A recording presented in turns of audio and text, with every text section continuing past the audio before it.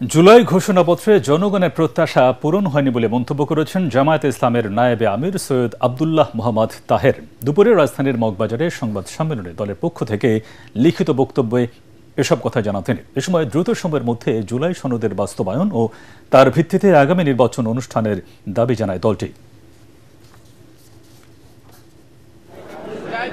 প্রধান উপদেষ্টা এই ঐতিহ্যকে ব্যত্যয় ঘটিয়ে কোনো বড় রাজনৈতিক দলগুলোর সাথে আলাপ আলোচনা না করে একতরফাভাবে এই ঘোষণা দিয়েছিলেন।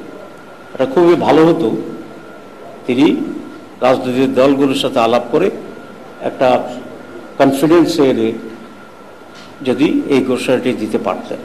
অবাধ, সুষ্ঠু, নিরপেক্ষ ও গ্রহণযোগ্য নির্বাচন করার জন্যই জুলাই সনদের ভিত্তিতে আগামী নির্বাচনের ব্যবস্থা গ্রহণ করতে হবে।